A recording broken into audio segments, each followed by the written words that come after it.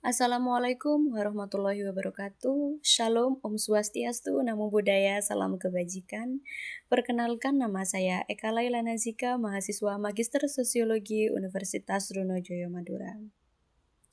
Di sini saya akan mempresentasikan tugas esai saya untuk memenuhi tugas mata kuliah Pemberdayaan dan Pembangunan dengan judul esai saya, Pembangunan Perempuan Melalui Pendidikan Antara Pemberdayaan dan Reproduksi Ketimpangan Gender.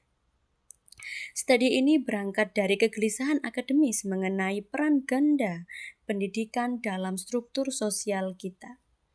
Pendidikan seringkali dipandang sebagai senjata paling mematikan untuk mengubah dunia, terutama dalam konteks keadilan gender. Namun realitanya perjalanan menuju kesetaraan melalui jalur edukasi masih menyimpan kompleksitas yang mendalam antara harapan dan kenyataan di lapangan. Secara fundamental, akses terhadap pendidikan formal maupun non-formal berfungsi sebagai katalisator utama dalam pemberdayaan perempuan. Ketika perempuan memperoleh akses ilmu pengetahuan, mereka tidak hanya meningkatkan kapasitas intelektual, tetapi juga membangun posisi tawar dalam ekonomi. Pendidikan membekali perempuan dengan keterampilan teknis dan kepercayaan diri untuk memasuki pasar kerja atau membangun usaha mandiri. Kemandirian ekonomi ini menjadi krusial karena memutus rantai ketergantungan finansial yang seringkali menjadi akar subordinasi perempuan dalam domestik. Namun, kita tidak boleh menutup mata terhadap sisi gelap pendidikan yang terkadang justru menjadi alat reproduksi ketimpangan gender. Seringkali institusi pendidikan secara tidak sadar masih melanggengkan stereotip gender melalui kurikulum yang bias atau materi ajar yang menempatkan perempuan pada peran-peran sekunder. Misalnya, penggambaran tokoh perempuan yang hanya terbatas pada ranah domestik dalam buku teks dapat menginternalisasi persepsi anak didik bahwa ruang lingkup perempuan memang terbatas, sehingga pendidikan justru memperkuat tembok pembatas. Permasalahan ini tidak berdiri di ruang hampa, melainkan berkelindan dengan dinamika sosial dan struktur kekuasaan yang ada. Budaya patriarki yang mengakar kuat seringkali mendikte kebijakan pendidikan dan aksesibilitasnya terhadap peran gender, membuat investasi pendidikan bagi perempuan dianggap kurang prioritas dibanding laki-laki. Struktur sosial ini menciptakan langit-langit kaca yang menghalangi perempuan untuk mencapai posisi strategis, meskipun mereka memiliki kualifikasi pendidikan yang setara. Sebagai langkah sintetis, diperlukan sebuah analisis kritis untuk mengevaluasi sejauh mana kebijakan pendidikan saat ini telah berpihak pada keadilan. Kita perlu merumuskan arah pembangunan yang lebih inklusif, di mana pendidikan tidak hanya sebagai sekedar kursi bagi perempuan dalam kelas, tetapi menjamin lingkungan belajar yang transformatif, bebas bias, dan mampu membongkar struktur kuasa yang timpang.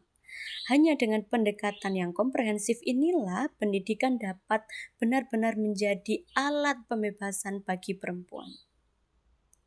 Mengapa isu ini krusial? Mari kita lihat datanya. Data pertama dari BPS tahun 2023 menunjukkan bahwa rata-rata lama sekolah perempuan di Indonesia baru mencapai 8,9 tahun. Masih tertinggal dari laki-laki yang mencapai 9,6 tahun. Dari UNESCO, secara global ada sekitar 129 juta anak perempuan yang tidak mengenyam pendidikan formal. Data ILO menunjukkan bahwa terlihat di dunia kerja Dampaknya terlihat di dunia kerja, partisipasi angkatan kerja perempuan hanya sekitar 54%, jauh dibanding laki-laki yang mencapai 83%. Selain itu, perempuan masih didominasi sektor informal dengan kesenjangan upah mencapai 20%. Berdasarkan latar belakang tersebut, presentasi ini akan menjawab 3 pertanyaan kunci.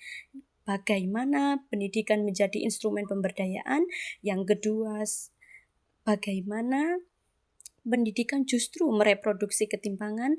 Dan yang ketiga, bagaimana dinamika kekuasaan mempengaruhi efektivitas pendidikan tersebut? Untuk membedah masalah ini, saya menggunakan 2 pisau analisis utama. Yang pertama, teori pemberdayaan dari Amartya Sen, yang mana menitik beratkan pada peningkatan kapabilitas dan partisipasi sosial. Kemudian yang kedua ada teori reproduksi sosial Pierre Bourdieu. Melalui konsep habitus dan modal, kita melihat bagaimana sekolah seringkali menjadi arena yang melanggengkan kelas dan bias gender melalui kurikulum yang tidak netral. Dalam pembahasan ini, sisi positifnya pendidikan bekerja melalui beberapa komponen.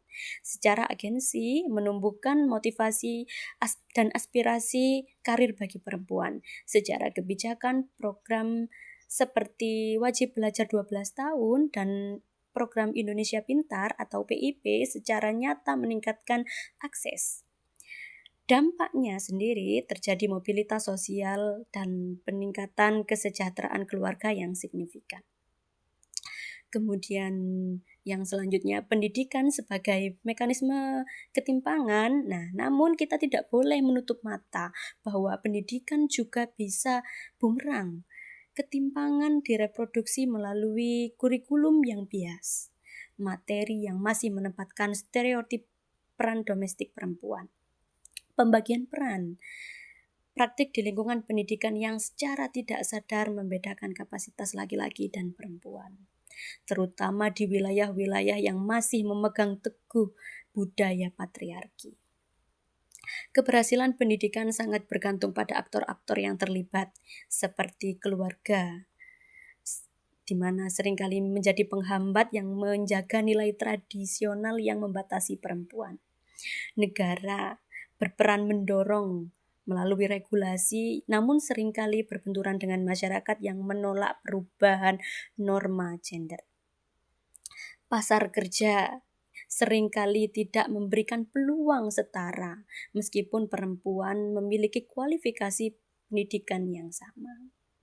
Sebagai penutup, kita harus memandang pendidikan sebagai arena strategis. Kesimpulannya, pembangunan perempuan yang multidimensional memerlukan interaksi 3 pilar. Yang pertama, kebijakan negara yang mendukung regulasi dan pembiayaan. Yang kedua, praktek institusional berupa reformasi kurikulum dan budaya sekolah. Yang ketiga, partisipasi aktif perempuan sebagai agensi perubahan sosial. Hanya dengan transformasi norma yang diskriminatif, pendidikan bisa benar-benar memberdayakan, bukan sekedar melanggengkan ketimpangan. Demikian presentasi dari saya, kurang lebihnya mohon maaf atas perhatiannya. Saya sampaikan terima kasih. Wassalamualaikum warahmatullahi wabarakatuh.